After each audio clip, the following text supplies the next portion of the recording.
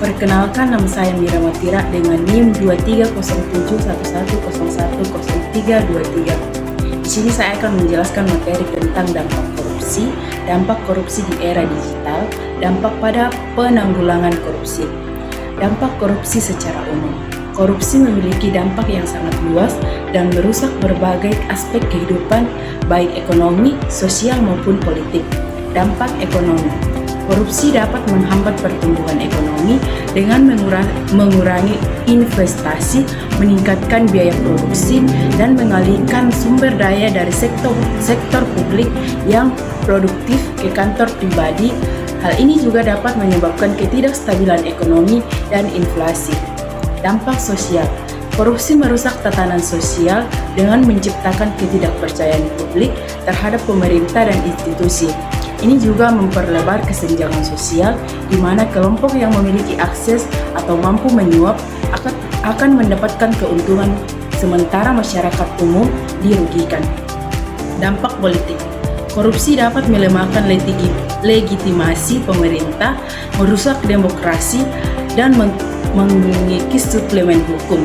Keputusan politik seringkali tidak lagi didasarkan pada kepentingan publik, melainkan pada keuntungan pribadi atau kelompok. Dampak korupsi di era digital.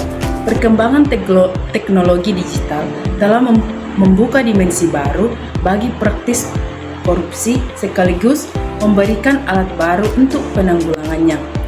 Modus baru korupsi.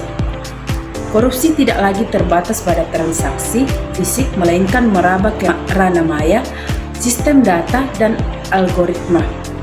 Penipuan digital semakin canggih dan berkembang seiring zaman. Praktik seperti suap, manipulasi data, dan penggelapan dana dapat dilakukan dengan lebih mudah dan tersembunyi melalui platform digital.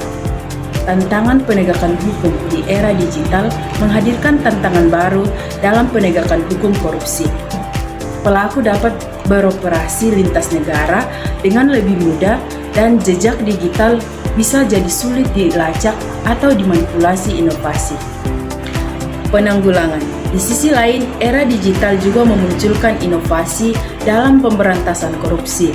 Penggunaan kecerdasan buatan AI dan teknologi digital lainnya menjadi strategi penting bagi lembaga seperti Komisi Pemberantasan Korupsi (KPK) untuk mendeteksi dan memberantas korupsi di ruang digital.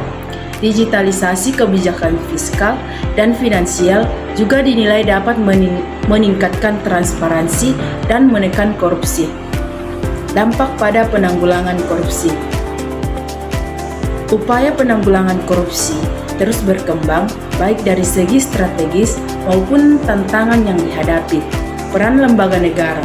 Lembaga seperti KPK terus beradaptasi dengan memanfaatkan teknologi untuk memerangi korupsi digital. Selain itu, revisi undang-undang seperti RUU KUHP juga menjadi hukum dalam penanganan tindak pidana korupsi. Pentingnya integritas dan edukasi.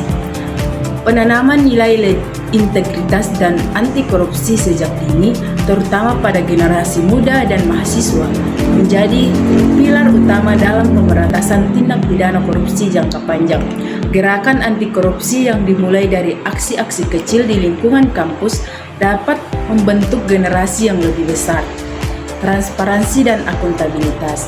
Digitalisasi dalam berbagai sektor termasuk kebijakan fiskal menjadi kunci untuk meningkatkan transparansi dan akuntabilitas yang pada gilirannya dapat menekan peluang terjadinya korupsi. Demikian pemaparan materi dari saya. Ucapkan terima kasih.